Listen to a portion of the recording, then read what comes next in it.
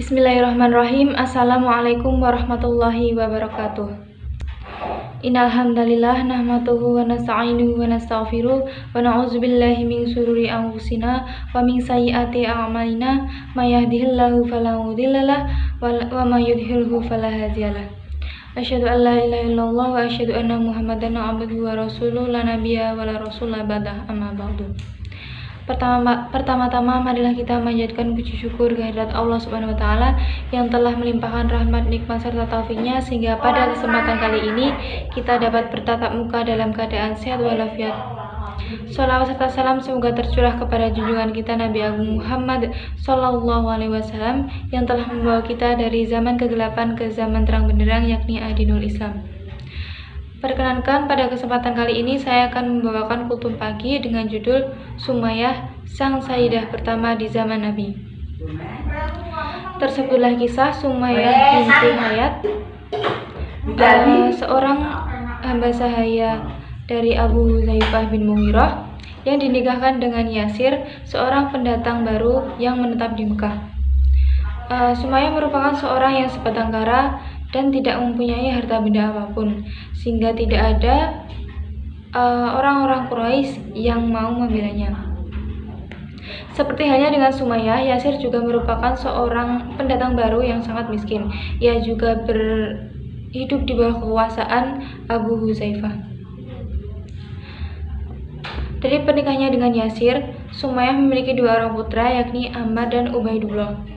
Seiring berjalannya waktu, Ammar kini tumbuh semakin dewasa, sehingga ia sudah mengetahui adanya ajaran baru yang dibawa oleh Rasulullah SAW.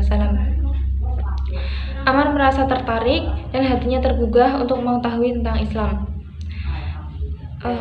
Akhirnya Ammar mendapatkan hidayah dan ia masuk Islam. Kemudian ia pulang dalam keadaan menjadi seorang muslim.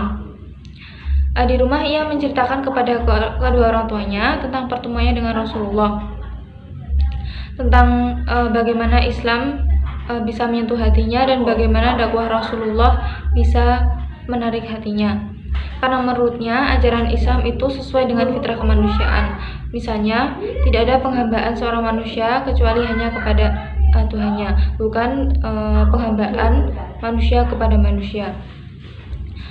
Kemudian Ammar menawarkan Islam kepada kedua orang tuanya, dan kedua orang tua serta adiknya pun semuanya masuk Islam. Sehingga Sumayyah merupakan orang ketujuh yang masuk Islam, dan keluarganya semua masuk Islam dalam masa awal dakwah Rasulullah SAW. Berita keislaman keluarga Sumayyah sampai ke telinga orang-orang kafir Quraisy, sehingga kaum kafir Quraisy menjadi marah dan mereka melakukan penyiksaan kepada keluarga Sumayyah, termasuk Bani Mahsum. Di depan penyiksaan tersebut, keluarga Sumayyah tetap teguh dalam keimanannya, sampai kaum kafir Quraisy itu membawa keluarga Sumayyah ke tengah padang pasir yang sangat panas. Bahkan Sumayyah dibawa ke tempat yang sangat jauh dan tubuhnya ditaburi oleh pasir-pasir yang panas. Di dadanya juga diletakkan sebongkah batu yang sangat besar, tetapi tidak ada rintihan ataupun keluhan dari Sumayyah. Yang ada hanya ucapan ahad, ahad, dan hal itu diulang terus-menerus. Sampai suatu ketika Rasulullah melintas melihat keluarga tersebut mendapat penyiksaan. Kemudian ia menengadahkan doa dan berkata bahwa bersabarlah kalian, sesungguhnya tempat kembali kalian adalah surga. Mendengar hal tersebut, Sumayyah semakin yakin terhadap keimanannya. Ia tidak goyah sekalipun mendapat banyak penyiksaan. Bahkan ia dengan berani mengatakan bahwa aku bersaksi bahwa engkau adalah Rasulullah dan janjimu adalah benar. Begitulah Sumayyah binti Hayat telah merasakan manisnya keimanan. Ia meninggal saat memperjuangkan akidahnya. Hatinya telah dipenuhi oleh kebesaran Allah. Ia tak pernah takut menghadapi setiap siksaan. Keimanannya tak luntur sama sekali, sekalipun hanya sebutir pasir. Begitu pula dengan Yasir. Ia juga mengambil keputusan yang sama dengan istrinya. Ia dan istrinya telah berjanji untuk bersama-sama meraih nikmat Allah Subhanahu wa taala.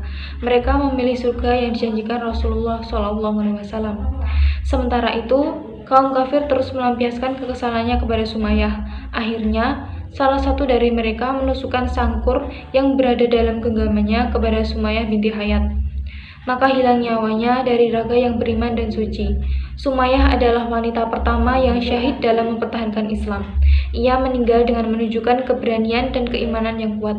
Ia tak sekalipun takut menghadapi kematian. Tak ada tawar-menawar selama membela Islam. Ia terus memperjuangkan imannya.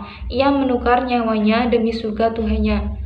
Ia mendermakan jiwa ke puncak tertinggi dari kedermawanan. Begitulah kisah dari seorang syahidah pertama zaman Nabi. Semoga dari kisah ini kita dapat mengambil hikmah dan bisa diterapkan dalam kehidupan kita.